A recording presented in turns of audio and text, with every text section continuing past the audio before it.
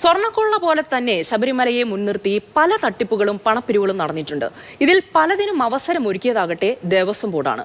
അയ്യപ്പന്റെ പേരിൽ നടന്ന തട്ടിപ്പുകളുടെ കാണാപ്പുറങ്ങൾ തുറന്നു കാട്ടുകയാണ് മാതൃഭൂമി ന്യൂസ്.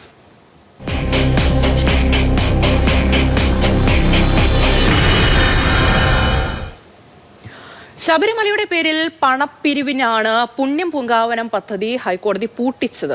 ഇതിൽ ADGP MR അജിത് കുമാറിന്റെ റിപ്പോർട്ട് പുറത്തുവിടാതെ രഹസ്യമാക്കി വെച്ചിരിക്കുകയാണ് സർക്കാർ. ഈ റിപ്പോർട്ടിൽ അടിയന്തര നടപടി വേണമെന്ന് ഹൈക്കോടതി ഉത്തരവിട്ടിട്ടും 8 മാസമായി സർക്കാർ അനങ്ങിയിട്ടില്ല. പുണ്യം പൂങ്കാവനം റിപ്പോർട്ട് പുറത്തു വന്നാൽ ഉണ്ടാകുന്നത് ശബരിമലയുടെ പേരിൽ നടന്ന മറ്റൊരു പണപ്പിരിവിന്റെ വസ്തുതകളാകും. ശബരിമലയ്ക്കൊപ്പം നമ്മളെപ്പോഴും കേട്ടിരുന്ന ഒരു പേരാണ് പുണ്യം പൂങ്കാവനം. ലക്ഷക്കണക്കിന് അയ്യപ്പ ഭക്തരാണ് ഓരോ സീസണിലും ശബരിമലയിലേക്ക് എത്തുന്നത്. സന്നിധാനത്ത് സ്വാഭാവികമായും മാലിന്യങ്ങൾ കുമിഞ്ഞുകൂടും. ആ മാലിന്യങ്ങളൊക്കെ നീക്കം ചെയ്ത് അയ്യപ്പൻ്റെ പൂങ്കാവനം പുണ്യമാക്കി സൂക്ഷിക്കുന്ന ഒരു സന്നദ്ധ പ്രവർത്തനമായിരുന്നു അത്. വർഷങ്ങൾ നടന്നുപോയൊരു പദ്ധതി.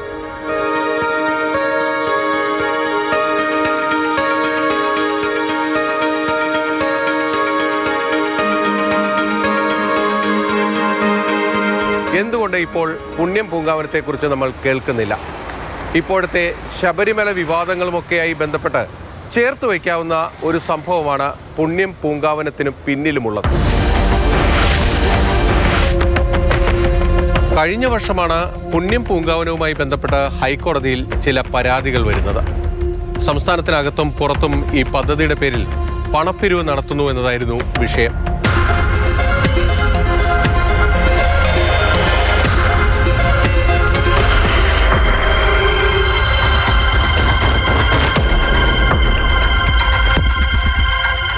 അന്നത്തെ ശബരിമല ചീഫ് പോലീസ് കോർഡിനേറ്ററായിരുന്ന MR അജിത് കുമാറിനെ ഹൈക്കോടതി ഇതേക്കുറിച്ച് അന്വേഷിക്കാൻ ചുമതലപ്പെടുത്തുന്നു.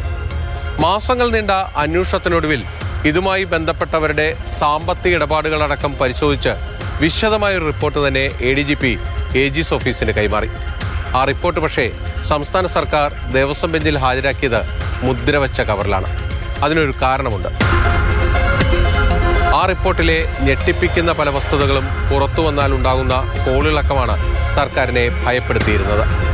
ആ റിപ്പോർട്ട് പരിശോധിച്ച ശേഷം ഹൈക്കോടതി വിശദമായ ഒരു ഉത്തരവ് തന്നെ പുറത്തിറക്കി.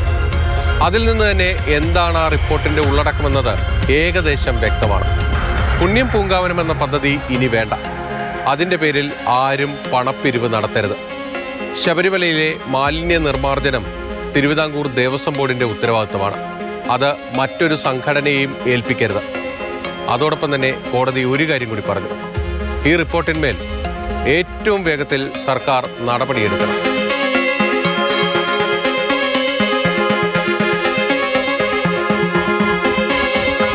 കഴിഞ്ഞ ഫെബ്രുവരിയിലാണ് പുണ്യം പൂങ്കാവനത്തിനെതിരായ അന്വേഷണ റിപ്പോർട്ടിൽ അടിയന്തരമായി നടപടി വേണമെന്ന് ഹൈക്കോടതി സർക്കാരിനോട് നിർദ്ദേശിക്കുന്നത്. കഴിഞ്ഞ 8 മാസമായി ഇതിന്മേൽ എന്തെങ്കിലും ഒരു നടപടി സർക്കാർ എടുത്തോ എന്നത് ഇപ്പോഴും വ്യക്തമല്ല. എന്തുകൊണ്ട് സർക്കാർ ഈ റിപ്പോർട്ടിന്മേൽ അടയിരിക്കുന്നു എന്നതാണ് ഏറ്റവും പ്രധാനപ്പെട്ട ചോദ്യം. ഇപ്പോഴത്തെ ശബരിമല വിവാദങ്ങളുടെ പശ്ചാത്തലത്തിൽ ഈ പുണ്യം പൂങ്കാവനം പദ്ധതിക്കും അതിൻ്റെ പേരിൽ നടന്നിട്ടുള്ള പണപ്പിരിവിനും ഏറെ പ്രസക്തിയുണ്ട്. ഇക്കാര്യത്തിൽ സംസ്ഥാന സർക്കാരാണ് പ്രതിക്കൂട്ടിലുള്ളത്. കൊച്ചിയിൽ നിന്നും ബിനിൽ, മാതൃഭൂമി ന്യൂസ്.